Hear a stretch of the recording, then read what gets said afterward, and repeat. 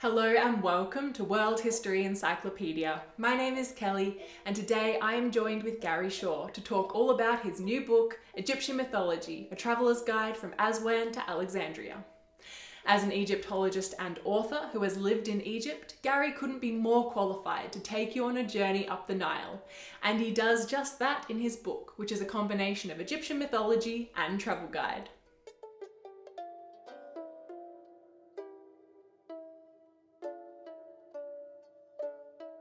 Thank you so much for joining me today. Today we're going to have a little chat about your new book, Egyptian Mythology from Traveller's Guide from Aswan to Alexandria.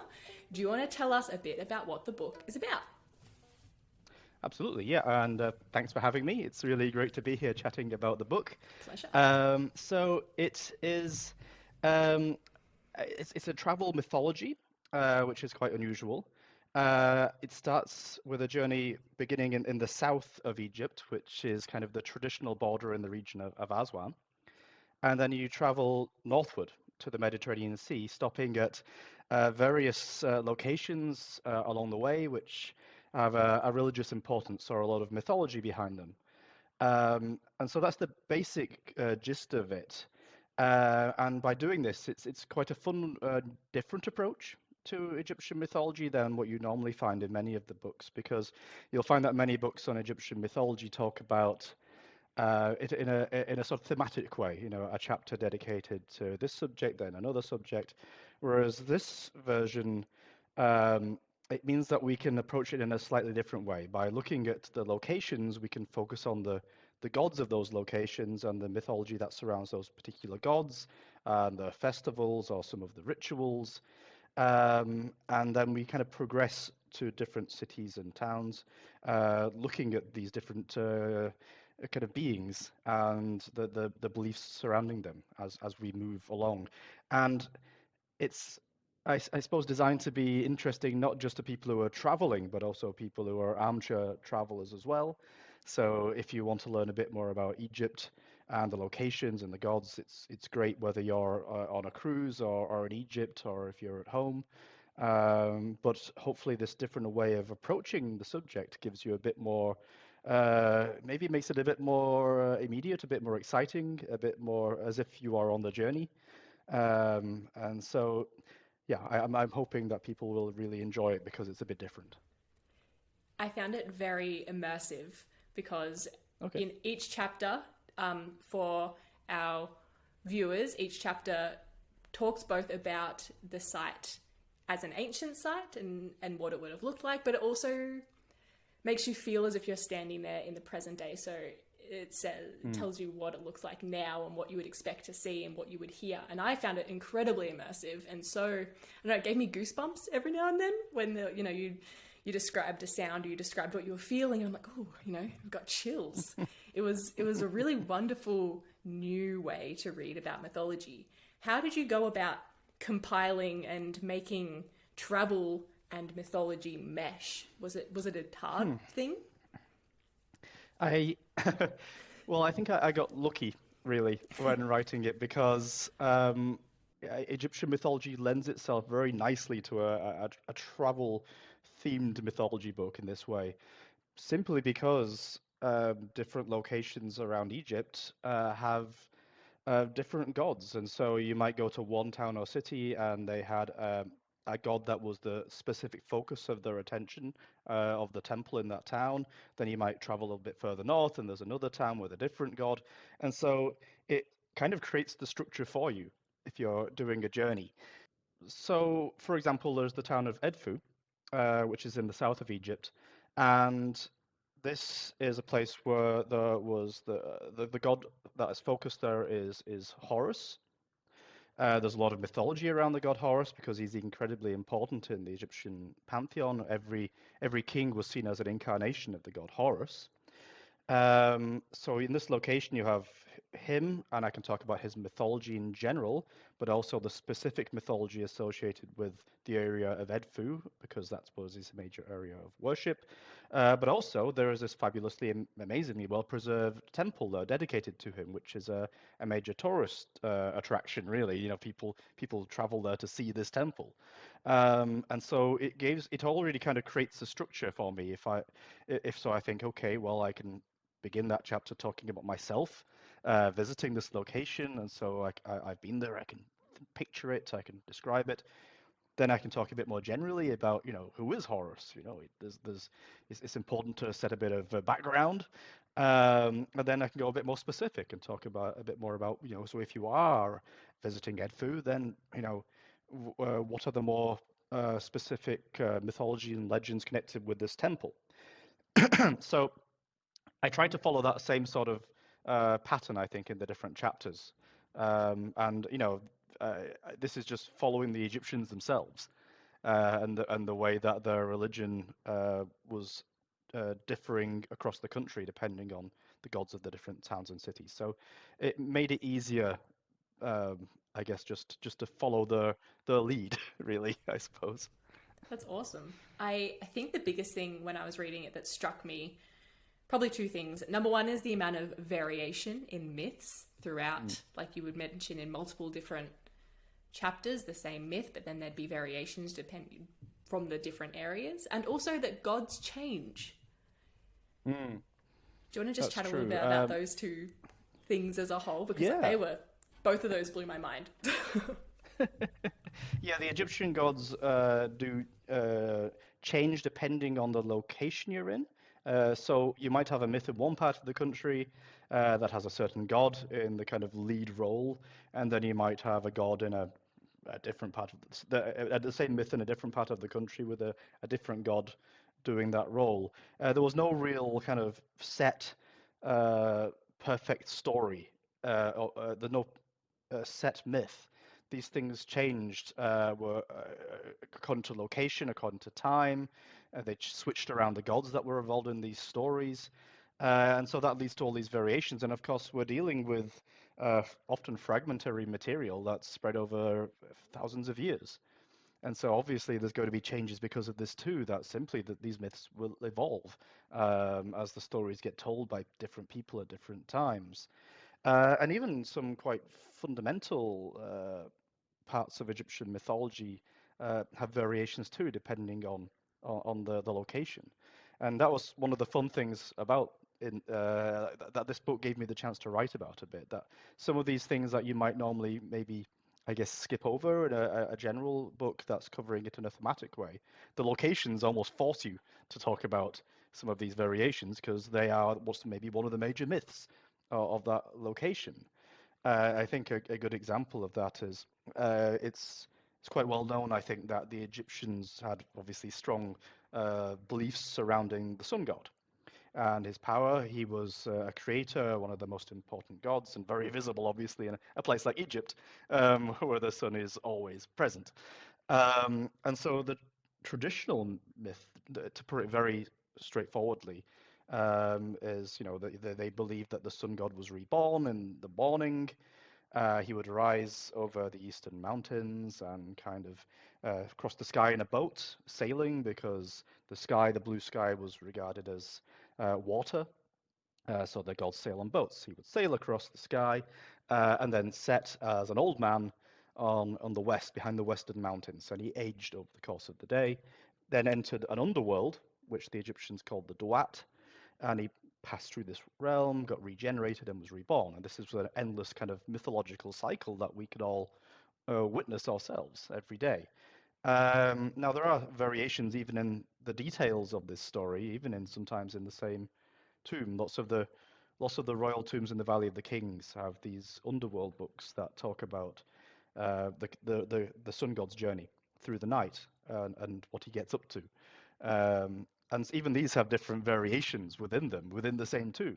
But what was really fascinating when researching and writing this and looking into these variations was that, okay, you go to a place like the Fayum Oasis. I have a chapter on the Fayum Oasis. And this myth there is very adapted to the local environment. The same sort of idea, but with much more local way of looking at it. And so if in the Fayum you had the problem that, okay, you're already actually beyond these western mountains. So you can't really just say this rising over there and setting over there because I'm already over here on the western side. It doesn't make any sense. And so they had to think about this. And the Egyptians in the rituals and in the mythology generally, I think, are quite practical. They like solving problems that arise and come up with sensible solutions within their mythological structure. And so what they did there is the Fayum oasis is dominated by Lake Karun, which is this huge lake that dominates the oasis. And so they adapted the mythology there and said, okay, well, the sun god here rises on the eastern side from that lake, rises into the sky, crosses the sky, then sets on the western side in the lake, goes into the lake, transforms into a crocodile, and then over the course of the night, the sun god then regenerates as he travels up at the bottom of the lake as a crocodile, and then is reborn the next morning on the other side and begins the journey again. So it's the same idea, but with a different focus that's been affected by the geography in that area. And so it's these kind of variations that I think are quite interesting about Egyptian mythology and quite fun to write about. And so you'll see this in different parts of the book where, sometimes I'll focus on these things and sometimes I'll tell the more, I guess, the best preserved version of a myth or the longest version of a myth. And then I'll talk about some of these local variations too. Right. So it was a good opportunity to write about some of these aspects of the gods and goddesses. So would you say the versions of the myths that are more popular or more well-known are either the ones that have been preserved best or the ones that are the longest? Maybe not necessarily were the ones that were believed by the most people, but were just the ones that so happened to survive? You mean today, like the ones that people know today? I think, well, it's all a case of what has survived, and sometimes that's in the case of classical writers. And so many of the myths that are popular today are ones that were preserved by the Greeks and Romans later on, that, like particularly the story of Osiris. Now, on top of that, then we look at the ancient material, and we're left with what survives, what is found during excavations. And even that is very fragmentary, and you've got to piece these things together. And of course, because much of our evidence comes from desert sites like temples and tombs, particularly tombs, there's this kind of very much a focus on afterlife beliefs. And so you'll find a lot more about Osiris, for example, because he's a god of the blessed dead and regeneration. He'll be mentioned in every tomb. And so I think the story of Osiris, which was very important, of course, for afterlife beliefs and things like this, there's a lot of information about someone like him compared to maybe some of the other gods, which might have been popular on a state level, at least. I mean, also there's the difference between what might have been going on in the major temples and what's been going on at the village level in a person's household, where you're worshipping more local gods too. And I'm sure there would have been lots more stories about local gods in the village level that just were never written down. And so we've got a kind of we have a great insight into the religion, but it's often very much focused on the kind of state, high-level religion, the kind of what's going on in the major temples, and even then, the major temples that have survived well. And in which case, sometimes that's very late in Egyptian history, which, again, puts a focus on a particular period and not the earlier periods. So there's all sorts of problems, and you've got to kind of adapt and point these things out, too. I try to be clear, I think, in my books where there's problems with the evidence, or where there's, where a story ends. Let's say, the papyrus breaks. We don't know what happens next. So, that's all we got. I remember quite a few times where you say, this is fragmentary, or we don't have this bit, but then this happens. So we have to assume that this is what happened in the bit that we don't have, which I thought was great, because sometimes you read a book and you're like, well, why don't why don't we know this? Where is the rest of it? Or did you just make that section up? You've got to. So I found it really great that you would say, this is fragmentary, or multiple times I know that you sort of had to take things from multiple different sources, I guess, like different things that were left behind to try and reconstruct this story, which must have been such a difficult thing to do. Yeah, I mean, it's lucky that this has been a major focus of many Egyptologists since the decipherment of hieroglyphics. I mean, many people have been collecting this information, and as I say, a lot of this material comes from temples and tombs, which have been studied for a very long time. So I at least have the benefit that lots of this stuff has already been studied, and I know where to look for the information. But yeah, it takes a very, very long time to kind of look through all of this, look for the variations, and then to keep going back. I found that was there's so much detail, so much variation, so much out there, in fact, that I found at the very beginning of writing this book that even though I'd already previously written a book on Egyptian mythology, I still had to kind of almost begin again because it's so complex in places, and to try and get there in my head and write a lot of very clear notes, and then even with the clearest possible notes, having to keep revisiting the texts again and again just to make sure that everything is perfect, really. Everything is being explained clearly, because part of my aim with doing this is to write something that anybody can pick up and read. This isn't a book that I've written for specialists. I've written this for anybody with an interest. And that's why I was very much interested in making sure that there's no real complex terminology, there's no very much academic phrasing. I wanted it to be a fun read, whilst also being academically rigorous in the sense that, I want the details in there to be absolutely correct. And so pulling this all together took a very long time. In fact, it took me years to write and pull this together, to put this book together. And so, yeah, it's really exciting to see it out now and finished and kind of standing behind me, because I have so many years of just kind of thinking, where should I put this? Is this the best place to put this myth? Again, because of the variation thing, sometimes you're like, okay, so this version of the myth stars Thoth. So should I put there in the chapter where I focus on Thoth, or should I look at one of the other characters in that myth and put it in a different place? And yeah, it was interesting trying to pull it together and make it narratively flow. I wanted someone to enjoy reading the chapters and not just feel like something was thrown in there and it would become sort of, there was a danger that I would write a myth or two and then there'd be a sort of information dump, like exposition in a movie. Yeah. Where it suddenly just switches gears and becomes, and this is everything we know about afterlife beliefs or something. I didn't want that to happen. I wanted it to feel natural. So yeah, I put a lot of thought into how to present the information to make it as accessible as possible to anybody. I thought you could tell that it was really well researched. You could see just with the amount of information, but it was incredibly easy to read. I don't read a whole lot of nonfiction from start to finish. I'm definitely read a section for whatever I'm researching at that time and then put it back on the shelf until I need another section of it.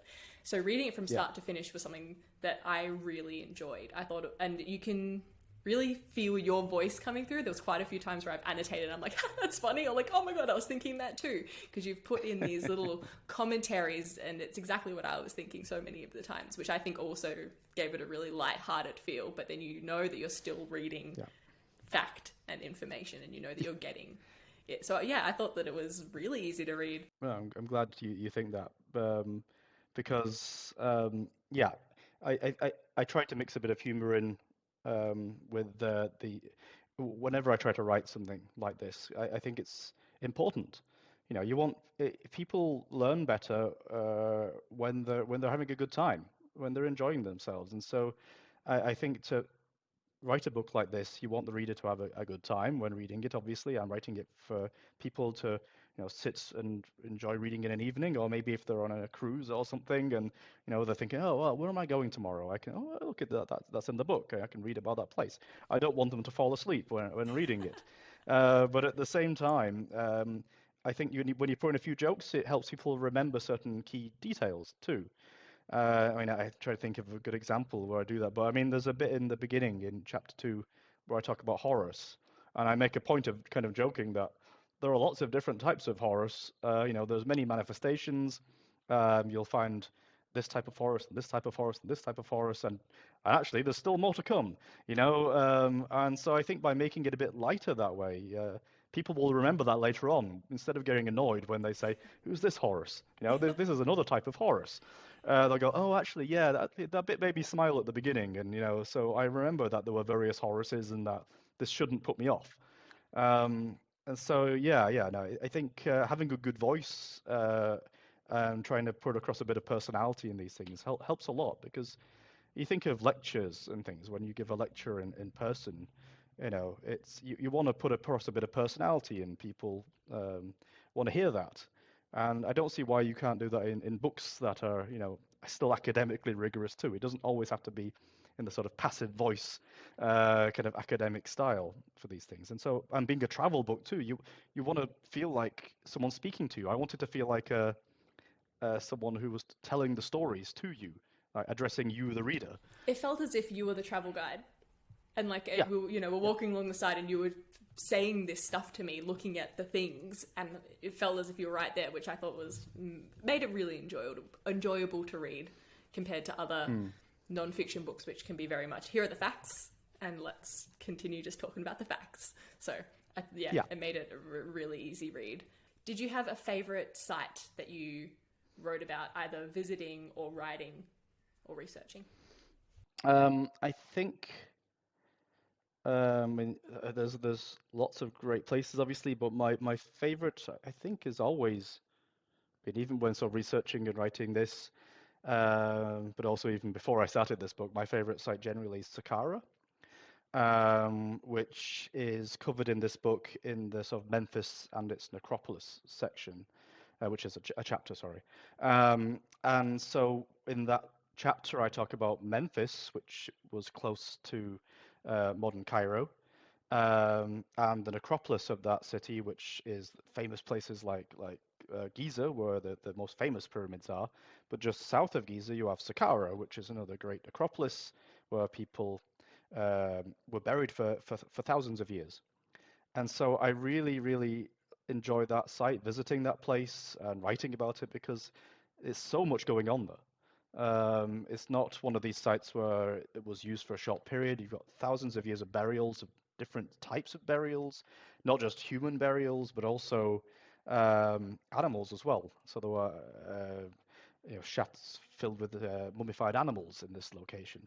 But it's also the place where you get the step pyramid of King Djoser, which is the first pyramid in history. It's the first monumental stone building, and that's really impressive. Every time I see that, I think, wow, this is an amazing place. The setting is amazing, the kind of where you are, the feeling of being there. But you'll visit somewhere like the Step Pyramid, and you'll see that it's not just a pyramid on its own. It's not just standing there in the desert. There's all this other stuff going on around it, but also there's a complex around it too. Like there's like a wall around it and various buildings associated with the pyramid, and these all have different meanings. There's an entire kind of subterranean section to it as well, with little tunnels leading to the king's burial, and all of these have these kind of. It's really impressive to see these things. And so I think, and when you think of its age as well, this is like going back thousands of years, 2600, 2700 BC-ish, and the kind of thinking that went into the design and the religious elements of it. The fact that much of the architecture within the complex surrounding that step pyramid replicates things that you would have seen in kind of reed and matting made of perishable materials, and they've made them, and so they now look, so they're made of stone. They've copied that style, but in stone now. And so it's almost like they've kind of mummified the entire complex, not just the king himself. These things that would have degraded, they've carved out of stone instead. And so it lasts forever, and it's still there today, so it clearly worked. And then nearby at Saqqara, you have later pyramids as well, where you've got the pyramid texts, which are these really early descriptions of the king's journey to the afterlife. And so there's so much you could see at this one site. I could have written hundreds of pages just about that. And of course, I had to pull myself back because they can't just write about Saqqara. But yeah, I really enjoy going there. I really enjoy seeing it and just kind of looking around and feeling just awed and impressed by everything that still survives there. Amazing. And it's so interesting that some of the sites, I can't think of which one it is, that was so important in ancient Egypt, and there's nothing left now except for one thing. I can't think of what site it is. Oh. It was at the end, close to the end of the book. Yeah, I think you're thinking of Pi-Ramesses, which is the great city that King Ramesses II, this very famous pharaoh, of course, Ramesses the Great, had built. And now you go there, and it's a small village called Cantia, and there's nothing to see. It's just a pair of stone feet in a field. That's just the remains of a statue. And so, yeah, this isn't a tourist site. I wanted to talk about Pi-Ramesses and the legends of kings and the legends of Seth, because Seth had temples there. But it's not a site that tourists go to. Unlike many other chapters, which are very much focused on places you might visit, like Luxor, the Theban East Bank, West Bank, Aswan, the Saqqara, Giza, and stuff. But as part of the Memphite necropolis. But then there's like this chapter here. It's like, and so you shouldn't really go there. You won't see anything. You'll just disturb a guy's field because there's a pair of feet there. There's nothing to see. But the interesting thing there is that the city basically fell into disuse when the canals around it kind of got silted up. And so the story there is they dragged all the major stonework to another site nearby, which is called Tanis. And so one of the reasons there's nothing left is because they moved the city pretty much and reused it. It's kind of ancient recycling. And I mean, so underneath the ground, there are archaeologists working there. They've been working there for a long time now. And yeah, underneath the ground, there's the remains of like the city, the kind of foundations and other things like this, which you can see when they do kind of these scans of the ground and things, and when they start excavating. But to actually see the kind of remains, to get a feel as a tourist to see these remains, you have to go to Tanis, which is this nearby city where later pharaohs reused the stonework. And so you'll see on one side of some of these stones, like, an inscription from one period, and then on the back, an inscription from another period, because they've reused it. And many of these monuments there come from the time of Ramesses II, even though the city is later than him. And so it's really fascinating, this kind of use of ancient material too. The pharaohs were constantly reusing these materials, stonework like this. And Pi-Ramesses is a good example of that. But yeah, it's kind of, it's unusual being there.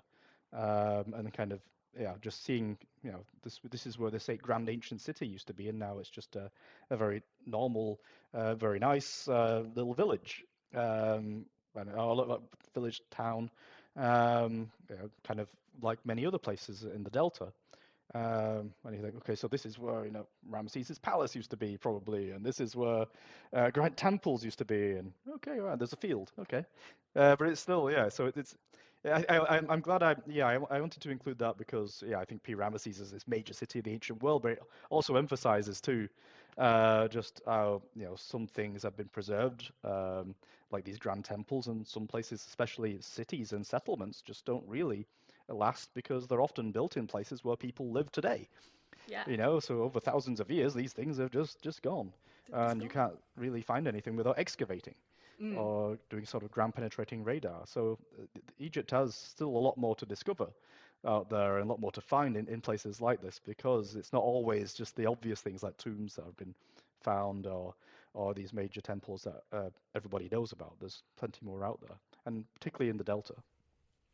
Yeah, the idea of a site being disused in antiquity makes me think of one of my favorite periods of ancient Egypt, which was when Akhenaten built his own site, and then when he died, they were like, "Nah, don't want to use this site anymore." And his whole radicalization of, obviously we have evidence that all the other gods were still venerated, but he sort of brought the Aten to the very head of the pantheon, which I guess beforehand, although there was Osiris and Horus who were quite high up, it was more even, I guess.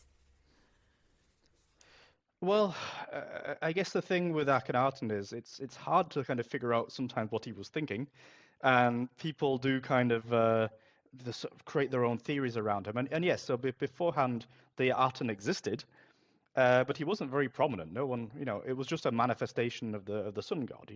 So for those people who are listening, the Aten is basically just it's the physical sun disk, the circle you see in the sky. And this is a manifestation of the sun god. And he'd been around for a long time, but he was just one you didn't really find mentioned very often.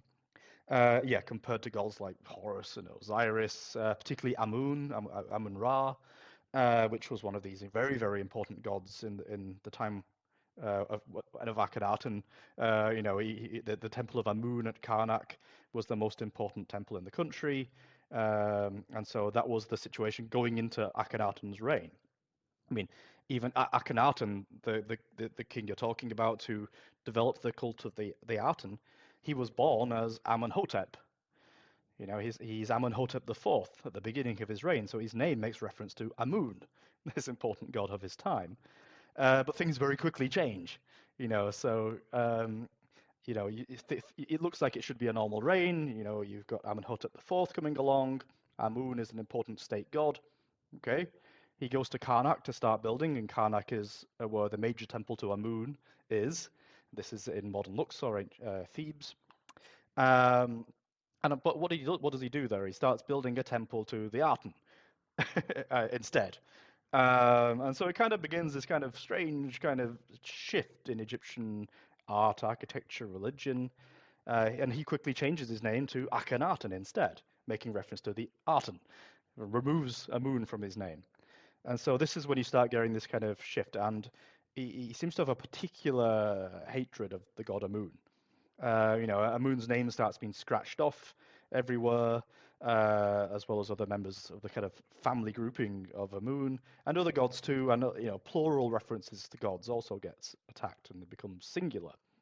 And so it's this kind of very unusual, very quite short phase in Egyptian history. I mean, Akhenaten only reigned for 17 years or so, but he does all of this changes quite rapidly. So suddenly, and it depends on how you look at it, but he's certainly attacking Amun and some of the other gods too, removing their importance. I guess that makes sense to me because he's a god who he's a king who becomes obsessed with worshipping a god of light, the sun disk. Amun is a god that represents the hidden, and is worshipped in darkness, in a little sanctuary at the back of the temple, like many Egyptian gods. And so, if this is a god of hiddenness, he's pretty much almost the opposite of what you would find of a sun god. So it kind of makes sense that he would be attacking that god because there are others he kind of left alone, like Thoth, for example. He wasn't attacked consistently, like Amun's name is. But I mean, even stranger then. Actually, no, not so strange. Other people did this, but he creates this city. The one you were making reference to, Tell-el-Amarna. And it's a short-lived city that basically was made from scratch in a place where people hadn't really built before. It was a kind of new city dedicated to the Aten. And they built it very quickly, full of palaces, multiple palaces, in fact, a grand temple, a smaller temple to the Aten. They started cutting tombs, including a royal tomb in the cliffs on the eastern side, which is the opposite of where they would normally build tombs. You normally build tombs in the west because that was the direction of death. He built the tombs on the east side in the direction of the sunrise. And started making different styles of art, started composing. As far as we can see, it might have come directly from the king, these hymns to the Aten.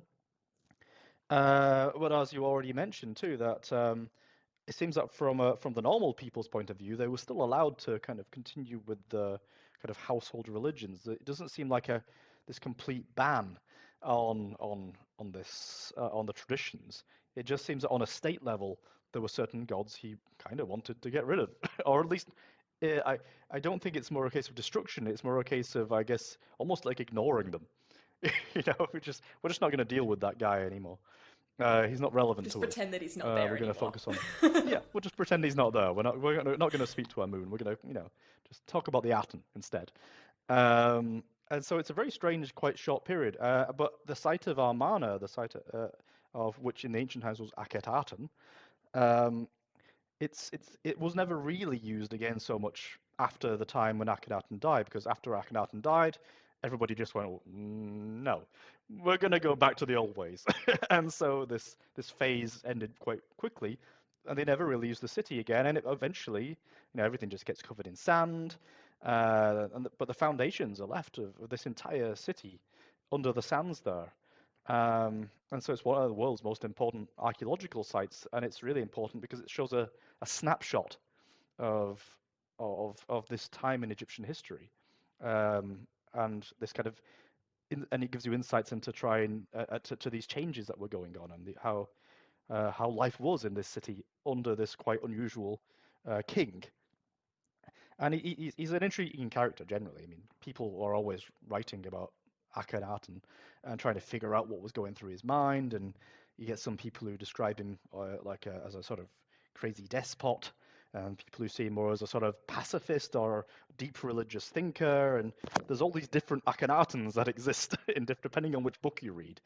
I mean, he certainly wasn't a pacifist, for example. This was an early, I think, idea about him, but as we've learnt more about him, we know that there were military missions sent out under him, so that's certainly not the case. And so it seems to really intrigue a lot of people, this idea of this kind of, I mean, they call him the heretic king and all these things like this, a king who went against the norms. But I tried to explore a bit about this in that chapter about Tell-el-Amarna, to try and create a balance, I suppose. I talk as much about what remained the same as what changed under him, to try and, I guess, present some of this different information so that people can kind of judge for themselves how revolutionary he was.